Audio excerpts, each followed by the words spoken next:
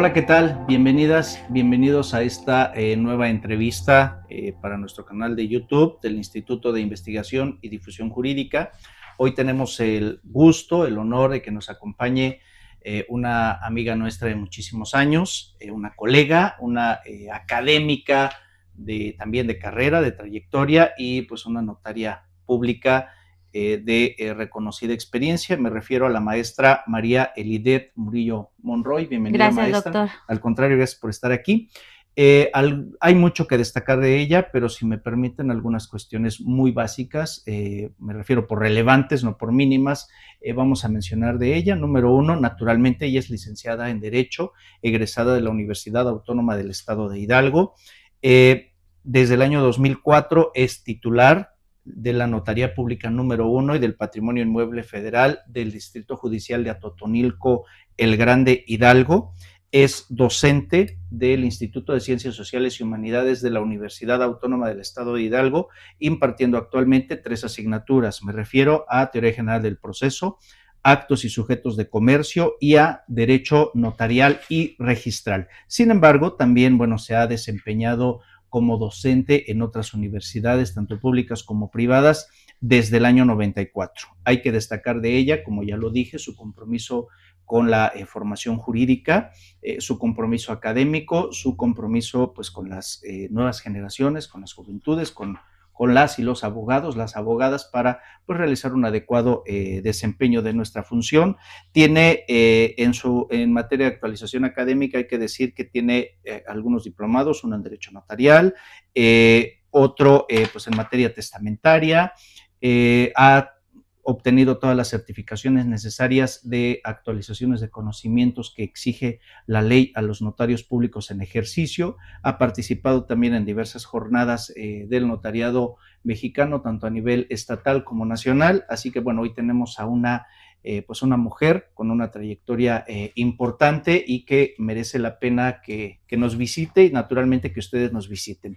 Nos va a hablar, y con esto le cedo a ella la palabra, de cláusulas notariales, de contratos, en fin, de diversas cuestiones. Así que, maestra, bienvenida, estamos en sus manos. Gracias, doctor, por la invitación. Pues vamos a empezar a hablar de lo que son las cláusulas naturales, de los contratos o notariales que nosotros tenemos que llevar a cabo. ¿Para qué? Para que esos contratos, que pueden ser contratos privados o que se pueden hacer en escrituras públicas, tengan todas las características que la ley establece. En primer lugar, ¿qué es una cláusula notarial? Son esas disposiciones que incluyen los contratos públicos o las escrituras. Me voy a referir más a lo que son las escrituras. ¿Por qué? Porque de acuerdo al artículo 89 de la Ley del Notariado, nosotros debemos de llevar a cabo todos esos requisitos dentro de la estructura de un instrumento notarial. ¿Para qué? Para que tengan esa validez y esa certeza jurídica que los notarios públicos damos a la sociedad a través de esos instrumentos, ¿no? ¿Para qué? Para que ellos estén seguros y tranquilos de los bienes que en determinado momento adquieren, de aquellos bienes que enajenan. Dentro de las cláusulas naturales y notariales que vamos a ver es, en primer lugar, tenemos que identificar a las partes. ¿Cómo lo vamos a hacer? Lo podemos hacer con varios documentos que la propia ley establece, como son la credencial del lector, como son la licencia de conducir, el pasaporte, en los hombres lo que es la cartilla militar, para que en ese momento nosotros nos aseguremos de la identidad de las personas y que sepamos identificar en ese momento a estas personas que están compareciendo con nosotros a realizar algún acto jurídico o algún hecho jurídico que soliciten ante nuestra fe, porque debemos o no debemos de olvidar que nosotros como notarios podemos llevar a cabo lo que son las escrituras públicas o las actas notariales. Entonces, con esos documentos nosotros vamos a ver si tienen esa identificación de las partes. En segundo lugar, vamos a ver la capacidad que tienen las personas. Nosotros tenemos que ver efectivamente y dar esa certeza de que las personas que están compareciendo con nosotros tengan capacidad jurídica. Sabemos de acuerdo a la ley que hay personas que se encuentran incapacitadas o inhabilitadas por alguna razón para poder celebrar esos contratos o esos actos jurídicos, como serían, por ejemplo, los menores de edad, las personas que se encuentran en estado de interdicción, el hombre o la mujer casadas bajo el régimen de sociedad conyugal y que luego llegan nuestros clientes y nos piden, no sé, realizar una escritura de compraventa donde están casados bajo el régimen de sociedad conyugal. Tenemos que hacerles saber que solamente pueden disponer del 50% de los bienes que le corresponden. Una cláusula muy, muy importante y que es dentro de los elementos de existencia de los contratos es el consentimiento de las partes. Ese consentimiento o acuerdo de voluntades que deben de expresar de manera libre, sin coacción, sin violencia. Por eso dentro de los elementos de validez de los contratos que nos enseñan desde la universidad es la ausencia de vicios. Las personas que comparecen lo deben hacer expresando su voluntad de una forma libre. El consentimiento que dan las partes en su contenido y por consecuencia el saber cuáles son los alcances legales que tienen los instrumentos notariales o los contratos privados que en determinado momento celebren las personas. Y cláusulas especiales, bueno, podríamos hablar, por ejemplo, de plazos en una compraventa con reserva de dominio, donde vamos a ir pagando poco a poco esa propiedad, o en un contrato privado, establecer una cláusula penal dentro de ese contrato. ¿Para qué? Para saber a qué me estoy sujetando en ese contrato. Y ver también lo que son esa intervención y redacción clara y precisa. ¿Para qué? Para que las personas sepan claramente a qué se están sujetando, cuáles son las obligaciones, pero también cuáles son los derechos que tienen dentro de esos contratos. Perfecto, muy bien. Oiga, pues qué interesante todo esto que nos plantea. Quisiera aquí formularle varias preguntas, si se me permite, las hago un poco en batería y las vamos desmenuzando. Número uno, ¿cuál es la importancia, me refiero a nivel de valor jurídico, cuál es el valor jurídico que usted, o bueno, que en una notaría pública se da a un contrato privado? Quiero decir, llegan dos personas y dicen, a ver, firmamos un contrato privado de compraventa de un lote ubicado a 5 calles de aquí. Aquí está el contrato, es de hace 15 años, queremos hacer la escritura. ¿Cuál es el valor que se da? ¿Cuál es la calificación que se da a ese contrato, si es que se da? Y a partir de qué momento comienza la función pública en ese instante, con el contrato, sin el contrato, o a veces, si me lo permite, a pesar del contrato, ahí cómo entra la función notarial. Siguiente pregunta. Usted hablaba de que es crucial cerciorarse de la identidad de las personas. La ley establece algunos documentos como indispensables para identificar a las personas, o es a criterio del notario. Tercer pregunta, cuando hablamos de capacidad jurídica, ¿cuáles son las herramientas que utiliza un notario para cerciorarse de esa capacidad jurídica? Y ahí paro de momento. Ok. Cuando las personas llegan con nosotros a las oficinas y nos presentan un contrato privado, obviamente nosotros vemos, en primer lugar, que comparezcan las dos personas, para saber si efectivamente celebraron ese contrato. Muy independientemente del contrato, en la oficina, ¿qué es lo que hacemos? Empezamos a hacer los trámites para ya hacer una escritura pública. Independientemente del contrato, vamos a hacer ahora lo que es la escritura pública. Vamos a tener sí muy en cuenta, ¿por qué? Porque a partir de esta fecha tenemos que ver cuál fue el valor o el precio de operación, por lo que son las operaciones vulnerables a través de lo que establece la Ley de Operaciones con Recursos de Procedencia Ilícita. Pero si son operaciones que no exceden el máximo que establece la ley, bueno, vamos a hacer una escritura, yo lo hago así, sin tomar en cuenta el contrato de compraventa.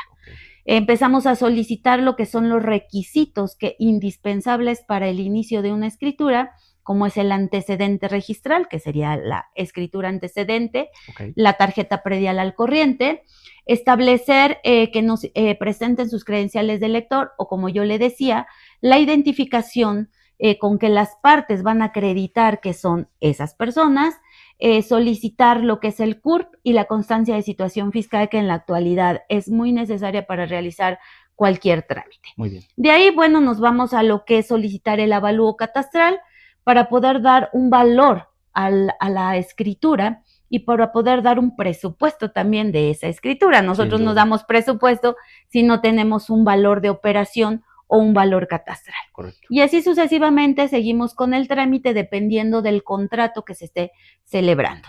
Si bien es cierto, ya existe un contrato privado, pues a lo mejor en ese contrato se estipuló un precio muy bajo. Vamos a irnos al valor del avalúo o si quieren irse ellos al valor de la operación real. Sería de esa manera.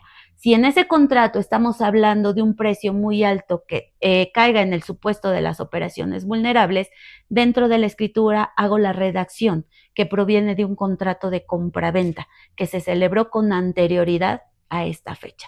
¿Por qué? Porque no va a haber la forma o la manera de cómo me demuestran el pago, porque ya lo pagaron con anterioridad a esta fecha. Aún y cuando supere. Aún y cuando supere. Sí. Ok. Sí, recuerde usted que para las operaciones vulnerables me tienen que acreditar con cheque certificado, transferencia electrónica. Ya lo pagué hace 2, 3 años, no va a haber la manera de cómo ellos acrediten en determinado momento que lo pagaron, porque a veces la gente no tenemos esa curia de guardar nuestras transferencias, de guardar nuestros documentos con los que respaldamos el depósito o el pago de ciertas transacciones. Ok, perfecto, muy bien. Vamos a avanzar un poquito, si me lo permite. ¿Cuál es la función notarial muy concreta, muy específica, cuando se trata de redactar contratos civiles o de elaborarlos en general?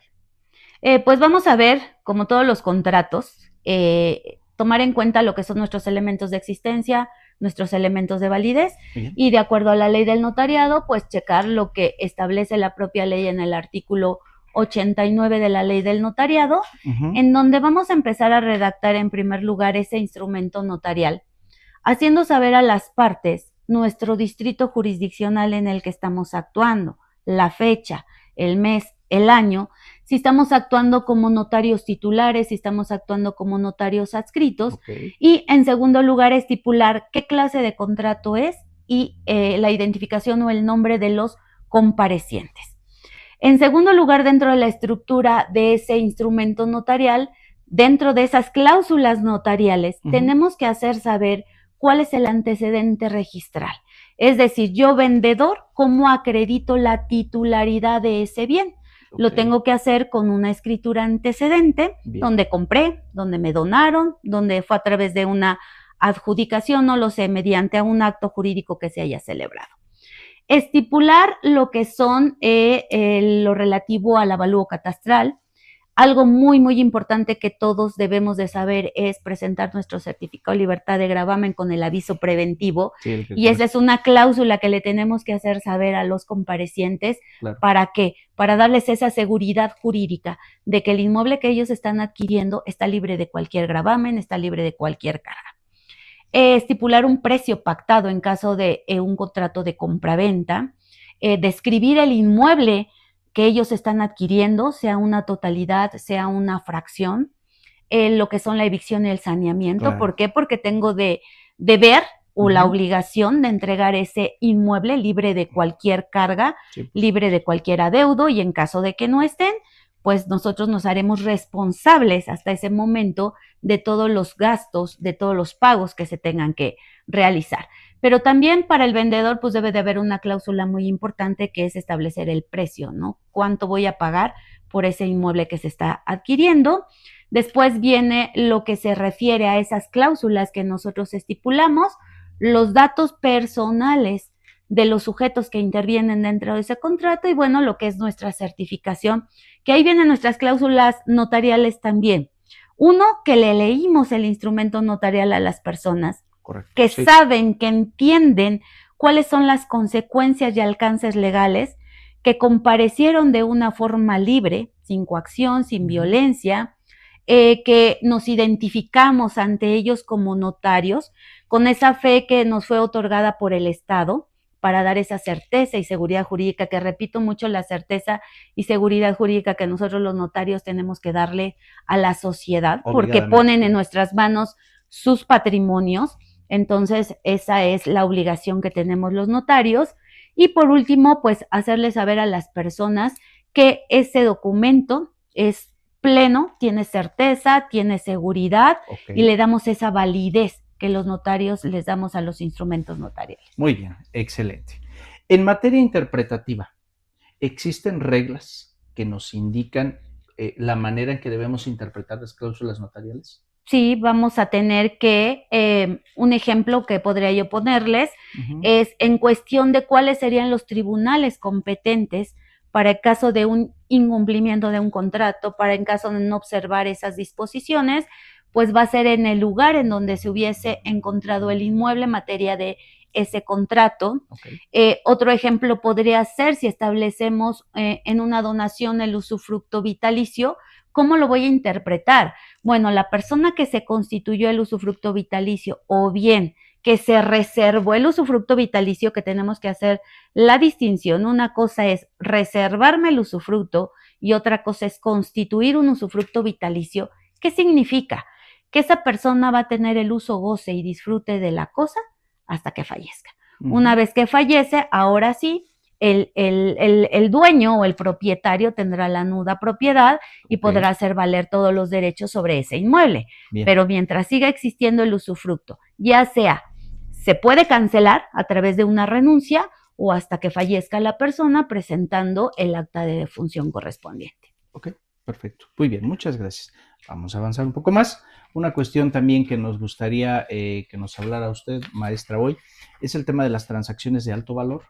Y sobre todo, cuál es la importancia de las cláusulas notariales ahí consignadas. Entonces, vamos a comenzar desde el principio. ¿A qué llamamos transacciones de alto valor y cuál es la función notarial en ese caso? ¿Cuáles son las transacciones de alto valor? Esto lo vemos normalmente en aquellas personas morales que realizan esas operaciones como son las enajenaciones o transmisión de las acciones de las partes sociales, como son la fusión, la escisión de sociedades, y por qué no hablar también de los tratados internacionales que en determinado momento se pueden dar entre países determinados, se pueden dar entre personas morales, y que tenemos que estipular y establecer cláusulas específicas, precisas. ¿Para qué? Para no entrar en un conflicto y en determinado momento interpretar de una forma clara y precisa esas cláusulas, ¿no? Ejemplos que podríamos poner es esa transacción o enajenación de las acciones de ciertas empresas. ¿Cómo lo voy a realizar? ¿Cómo lo voy a hacer? Porque si yo vendo, transmito, enajeno mis acciones a un valor diferente del que aparece en los libros de las personas morales, que nosotros siempre les decimos empresas, pues voy a tener que hacer el pago de mis impuestos. Sí. Pero si yo lo transmito a valor literal del libro, ¿qué es lo que voy a interpretar? Que no voy a tener ningún pago de impuesto porque no estoy teniendo esa ganancia. Un ejemplo que pudiéramos establecer también son las empresas que trabajan de una forma conjunta, ¿sí? Que se les denomina las joint ventures.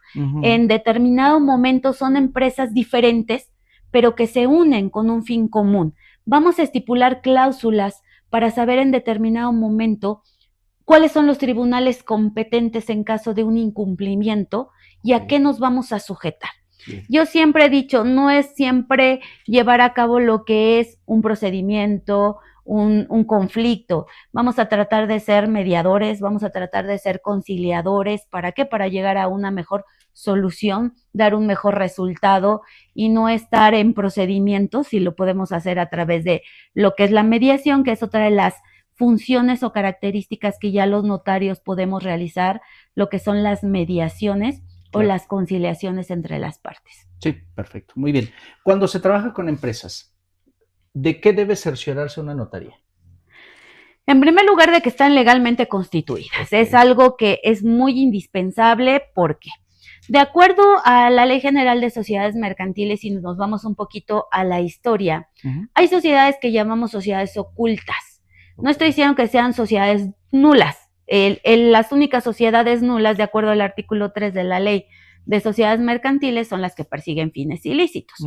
Pero estas sociedades ocultas es que les hace falta algún requisito que establece la ley.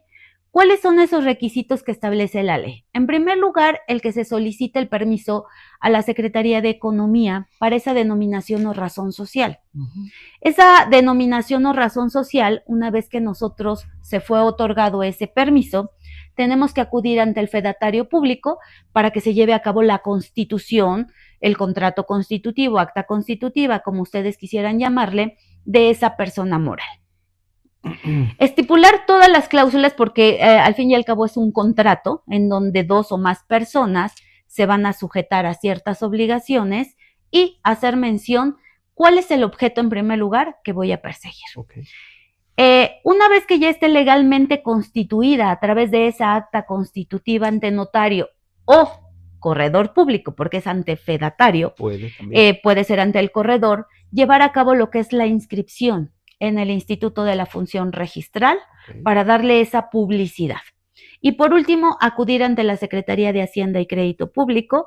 ¿Para qué? Para que tenga su registro federal de contribuyentes.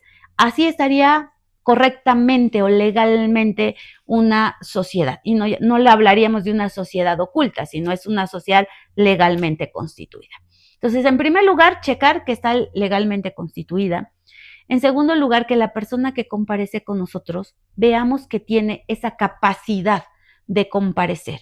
¿Por qué? Porque es apoderado legal, porque es el administrador único, porque es el presidente del Consejo de Administración. Entonces, él sí tiene esa facultad de comparecer ante el fedatario público a solicitar, no lo sé, una protocolización de una acta de asamblea extraordinaria, de una asamblea ordinaria. Y obviamente de la persona física vamos a tener que solicitar también la documentación correspondiente para acreditar que es efectivamente la persona, que es el apoderado legal de la persona. En caso de que sea apoderado legal, pero que no forme parte de la sociedad como socio, como accionista, tendrá que acreditarnos a través de un poder. Con qué características, con qué facultad yo estoy compareciendo a solicitar determinado acto. Y entiendo que además hay que validar esos poderes. Claro. Vamos a tener que validar los poderes. Recordemos que actualmente cuando se otorga un poder para pleitos, cobranzas, actos de administración y de riguroso dominio, tenemos que dar aviso al Archivo General de Notarías y al Registro Nacional de Poderes.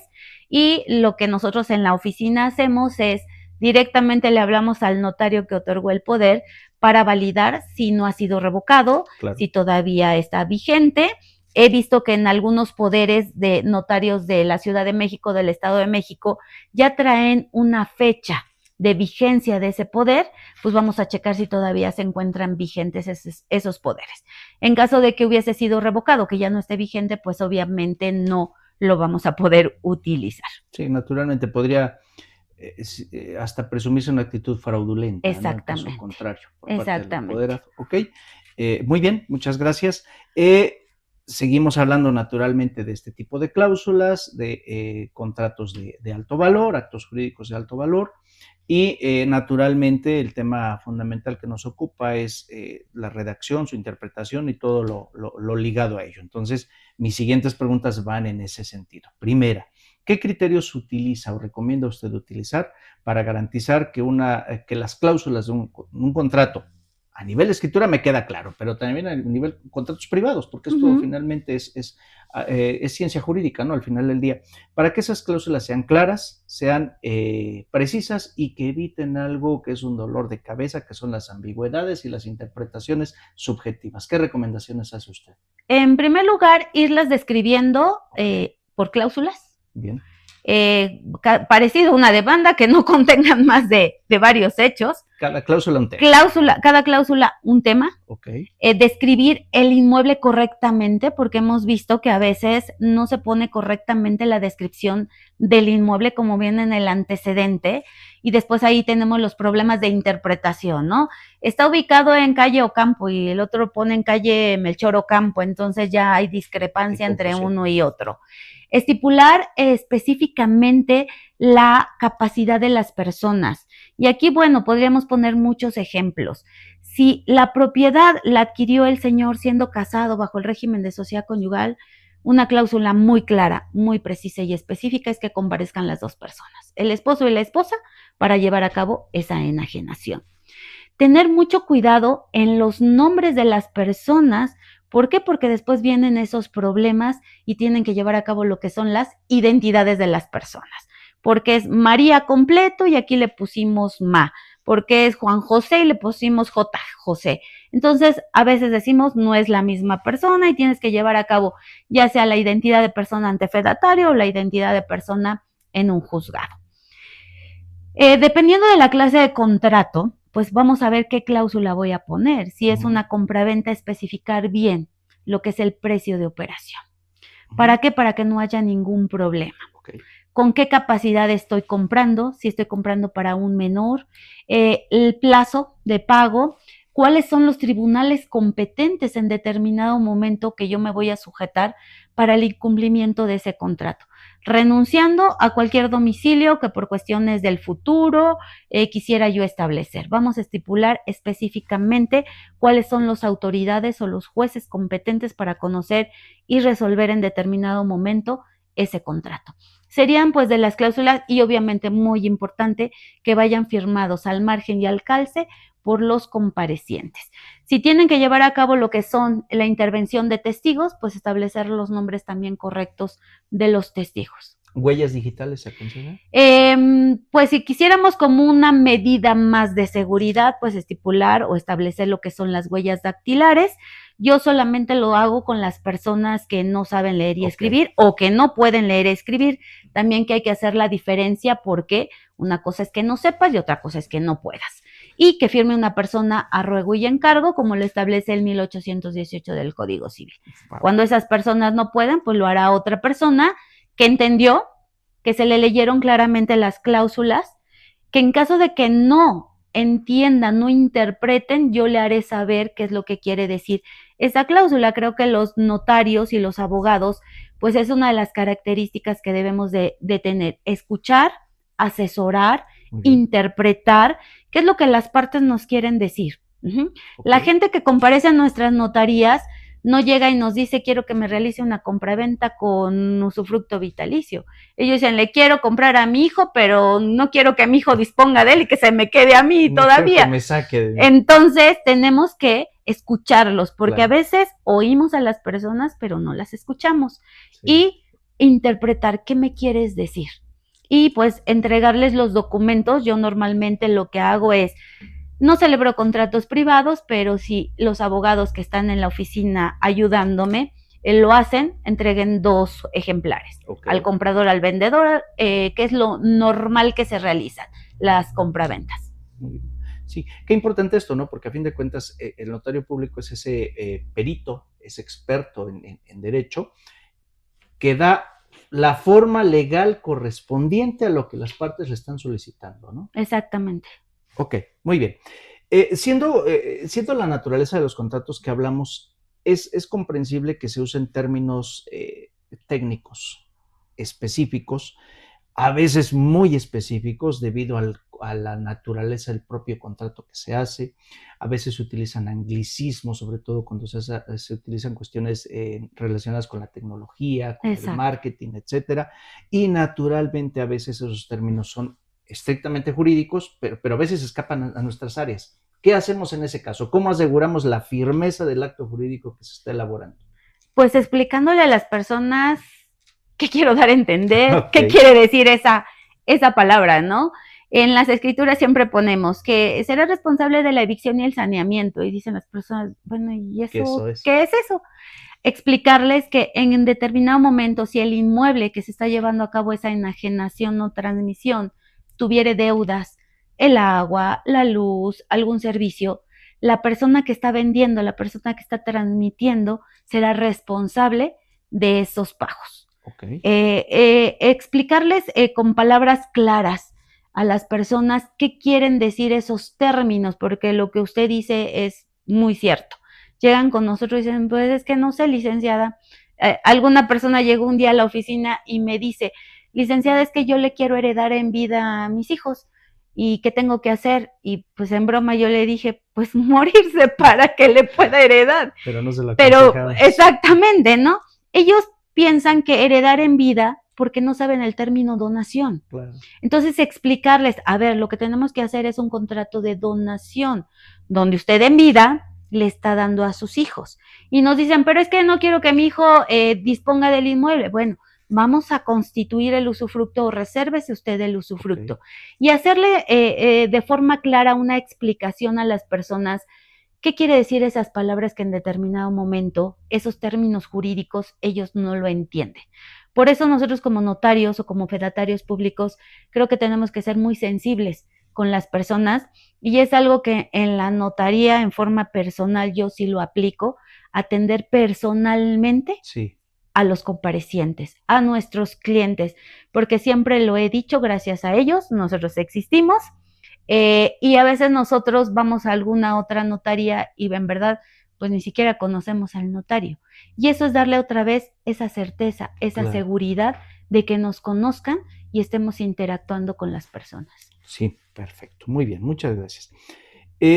Tratándose de cláusulas resolutorias, ¿qué recomendaciones tenemos ahí? Sobre todo para asegurarnos la validez y la efectividad plena en su contenido y obviamente en su redacción. Exactamente. Esas cláusulas resolutorias que vamos a establecer. Uno, ¿a qué te vas a sujetar en primer lugar? ¿Cuál va a ser? Un ejemplo, el valor de operación. Nosotros podemos manejar valores de operación. ¿Cuáles son los tribunales competentes? Si es una compraventa con reserva de dominio, cada que vas a ir cumpliendo con los pagos y una vez que tú liquides la totalidad del inmueble, vamos a llevar a cabo lo que es la cancelación de la reserva de dominio.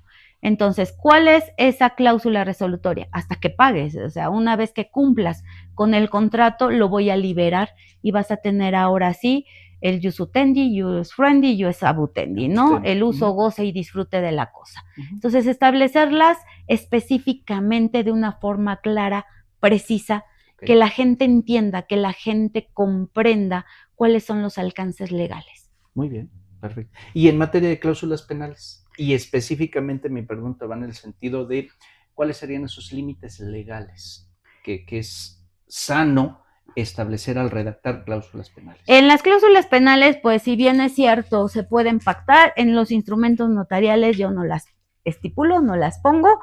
¿Dónde lo ven ustedes? En los contratos eminentemente privados. Ellos estipulan, establecen el monto de esa garantía o de ese pago de daños y perjuicios. Lo que sí siempre les recomiendo es que nunca sean superiores al monto del valor de la operación. Ellos me mencionan cuál es la cantidad o cuál es la reparación que en determinado momento, de forma recíproca por el incumplimiento del contrato, lo pueden hacer. Es lo que yo le comento a mis alumnos a veces. Todos los contratos tienen cláusulas naturales, tienen cláusulas esenciales, dependiendo de la naturaleza del contrato, y tienen cláusulas accesorias. Una cláusula penal la puedes pactar, pero nunca va a ser mucho mayor al precio de la operación. No sé, un 5%, un 3%, es recomendable estipularlo, ¿para qué? Para la reparación de los daños y perjuicios en caso de incumplimiento de ese contrato. Muy bien, perfecto. ¿En qué casos una cláusula de exoneración de responsabilidad, hipotéticamente, habría muchos, menciónenos un ejemplo, podría ser declarada nula por autoridad judicial? Y en todo caso, ¿cómo haríamos para evitar esa nulidad, ¿no? Para hacer que prevalezca. Pues en caso de la evicción y el saneamiento, precisamente, ¿no? Sería ella, ¿no? Yo no puedo decir, no cumplo con las obligaciones contraídas. Tú tienes que cumplir hasta el momento de la venta del inmueble. Todos los adeudos, todas las cargas, todos los gastos que se generaron de ese inmueble hasta antes de llevar a cabo la formalización en instrumento notarial, te vas a hacer responsable. No podemos decir, yo no me hago responsable. Ejemplo también en las personas morales. Nosotros somos responsables hasta el momento de ser o formar parte de esa sociedad. Sabemos perfectamente que los socios o los accionistas en determinado momento tienen derecho de separación, tienen derecho de retiro. Sí, pero voy a ser responsable hasta ese momento de todas las obligaciones que se tuvieron o contrajo la empresa. ¿Por qué? Por las obligaciones que pueden ser solidarias, que pueden ser mancomunadas en determinado momento, pero no puedo decir me libero de las obligaciones, yo no soy responsable con los proveedores, con los acreedores de aquellas responsabilidades. A partir de la fecha en que tú pidas tu separación o tu retiro de la persona moral, ahí sí ya no tienes responsabilidades. Pero antes tendrás que ser responsable de lo que pudieran en determinado momento llegar a pagar. Muy bien. Vamos ya casi acabando, pero nos quedan algunos temas que es importante considerarlos, ya que hoy estamos gozando de su presencia y de su tiempo. Gracias, doctor. Hay que hacerlo. Siguiente, cláusulas de confidencialidad. ¿Qué nos tiene que decir y qué nos recomienda? Perdón. Dentro de las cláusulas de confidencialidad, que es una de las obligaciones que tenemos, pues, organismos, instituciones, claro, notarios, fedatarios en la actualidad, es esa confidencialidad de que los datos de las personas que comparecen a nuestras oficinas no se harán públicos, no se harán saber a las personas. Siempre le digo a mis clientes, y lo hacemos firmar, lo que son sus datos personales, que ellos llenan sus datos personales, ellos firman el aviso de privacidad o confidencialidad, pero sí les hago mención que una vez que el instrumento notarial realicemos, por ejemplo, traslación de dominio y el testimonio se presente en el Instituto de la Función Registral, ya no somos responsables si alguien se entera, si alguien conoce de los datos que se den dentro de ese instrumento notarial por la publicidad que tiene el Registro Público de la Propiedad y del Comercio. A la oficina han comparecido personas y me dicen, es que yo soy el hijo de fulanito de tal que ya falleció y quiero saber cómo está esa escritura, cómo dejó el testamento. Pues usted me dice que es su hijo, sí me coincide a lo mejor el apellido, pero hasta que no me tenga un auto declarativo de herederos, que un juez lo declare heredero y me acredite esa capacidad jurídica con la que está compareciendo, yo no le puedo dar ninguna información. Sí, eso es como lo manejamos nosotros. ¿Por qué? Porque tenemos que, vuelvo a lo mismo, esa seguridad, esa confianza que las personas deben de tener en nosotros como fedatarios públicos. Claro, perfecto, muy bien. En materia de competencia judicial para eventualmente dirimir alguna controversia, ¿qué nos recomienda? Pues estipular los tribunales competentes, a qué nos vamos a sujetar, estipular que las personas renuncian a cualquier fuero que por razón de su domicilio presente o futuro llegaren a tener. Nosotros como notarios sabemos perfectamente que trabajamos a través de distritos jurisdiccionales. En caso de que quisiéramos recabar firmas en otro distrito jurisdiccional, tenemos que solicitar el permiso a través del Archivo General de Notarías para trasladar folios, como serían ejemplos en los juicios ordinarios civiles, que las partes señalan a la oficina para poder recabar la firma al juez cuando se fue en rebeldía, pues para poder garantizar, para poder no incurrir en responsabilidad, pues vamos a pedir nuestro permiso de traslación de folios y también hacerle saber a las personas en caso de contratos privados cuáles son los tribunales a los que te vas a sujetar, en el lugar en donde se encuentran las cosas, en donde firmaste el contrato y obviamente renunciar a cualquier otro domicilio. No sé, te fuiste a vivir a Querétaro, pero realizaste el contrato en Pachuca, pues tendrás que venir a Pachuca a dar contestación en determinado momento si existe una controversia judicial. Ok. ¿Qué pasa si tenemos frente a nosotros, y esto no necesariamente para ejercer la fe pública, tal vez solo para efectos interpretativos o de análisis, algún contrato que no nos señale una cláusula jurisdiccional? Pues ahí nos vamos a ir a lo que es la competencia.